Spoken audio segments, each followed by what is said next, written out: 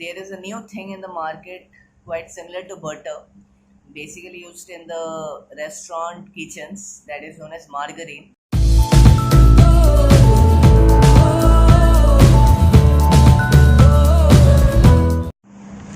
So hey guys, this is Rikraj here and you are watching Guide to NCHMCT and IHM. So our today's topic is going to be regarding the bakery subject, and as per taught by our faculties at IHM Chapter, I got to learn a lot of things today. So the things which I got to learn today, I'll be letting you know. So the first thing which I learned is there are various processes of baking, that is blanching as well as boiling, fat and oil method, and there is also one method which is known as dry method. So the main thing which consists of blanching method is when we have a vegetable, there are times at which the vegetables are not quite attractive as well as quite dull. So in this process what we do is we take the vegetable and we just put the vegetable in the boiling water for about a minute or two. What are the advantages of blanching is it gives a shiny, quite appearable, quite attractive texture to the vegetable, as well as it becomes quite healthier for the people consuming it, because there are times when the farmers use pesticides, so the boiling process makes the pesticides die and the germs are totally removed and the food becomes healthy to it.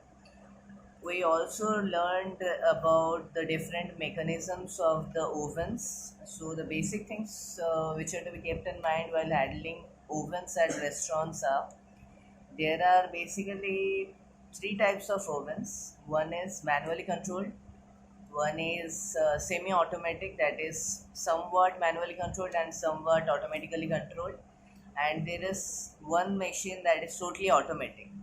But the things which we saw today at our college were both manual machines. One had a smoke chamber, because when some of the things get burnt in the micro oven while microwaving or baking, so that time, so as to remove the smoke chamber is opened with the help of a lever which is placed at the front side of the micro oven, as well as there are two dials so as to control the upper heat and the lower heat, and there are also two dials so as to control the upper heat of the micro oven and the lower heat of the micro oven. And the basic mechanism of micro oven, if you don't know, then there are basically some electrical tubes which are placed at the above as well as below, and when they get electronically charged by the ions, they produce heat, which in result makes the baking process easier as well as healthier too. So the indicators which are to be kept in mind while baking a pastry or a cake or anything or a bread dough, the oven should be always preheated to about 200 degrees Celsius much before the preparations of like kneading the dough or whipping the creams and everything. So you should keep in mind always that the preheating should be done at least about 30 to 40 minutes before you are going to make the actual product. And if I talk about the basic requirements in the bakery, those are refined flour as well as yeast, sugar, salt, then butter, ghee or dalda is quite common thing in bakeries. Water and raising agent is one of the most compulsory thing which we need so as to bake a cake or a bread or a spring roll, bread roll, anything. So there is a new thing in the market quite similar to butter, basically used in the restaurant kitchens, that is known as margarine. That is the same thing. That is a fat agent used instead of butter, but it's quite healthier as compared to butter. So we were also taught regarding the lamination process. Lamination is the process which is basically used to make different types of layered products such as lachha paratha, or you can also say patties. The things which consists of different layers, those are all made of lamination process. So what basically is the lamination process is, the lamination process will layer the dough, that is the maida or refined flour, with ghee or butter or any type of fat agent, and we do it repeatedly so as it creates different layers. We fold maida after placing the butter or the fat agent at the surface, and then we fold it repeatedly, and again then we roll it, again we just layer it, then again we roll it. The same thing happens many a times, and after that it is cut into various pieces, and then it is made as patties, or what you call as lacha paratha. So we were also taught about the different types of fat agents, that is biological, chemical, as well as mechanical.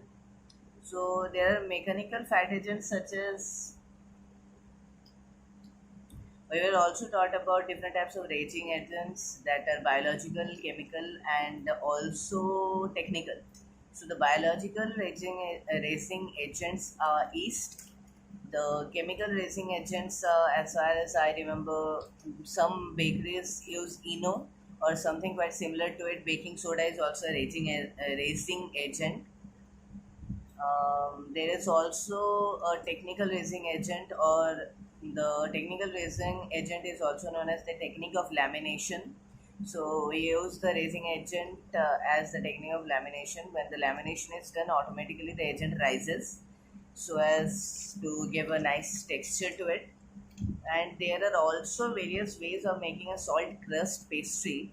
Salt crust pastry is something like we have a toast biscuit or anything which has more of maida or refined flour and less of sugar.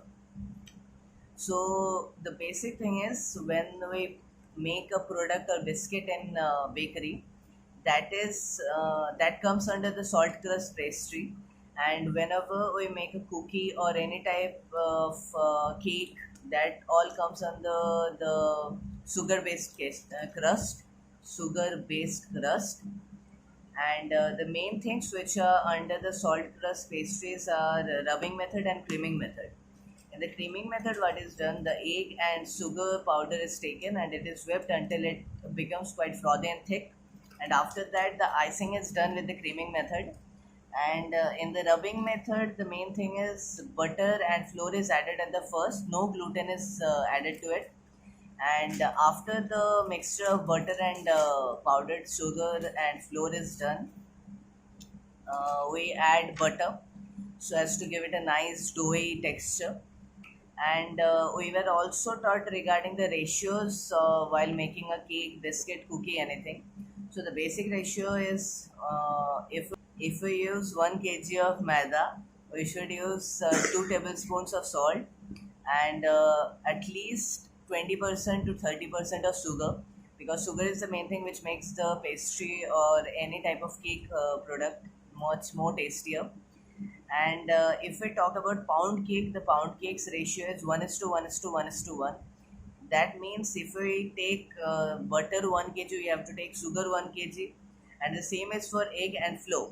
So we have to take everything as 1 kg. If we take the egg as 2 kg, we have to also take the flour and other things as 2 kg, because all the ratio is same in this pound cake method. But if I talk about this sponge cake method, then the ratio is 1 is to 1. That is, if we use 1 kg of egg, then we have to use dry items of 1 kg. That is, we have to divide the dry items such as walnut, then dates, then almonds, peanuts, anything which we will be using so as to make the cake. We have to divide the things in such a ratio so that it doesn't go beyond 1 is to 1 ratio. And the main thing is, the main processes which are used to make the sponge cakes are creaming and as well as rubbing method. So that was it for today. I got to learn this many things, and there were not many lectures which happened today at the college. So this was it for today. Thank you. Have a nice day.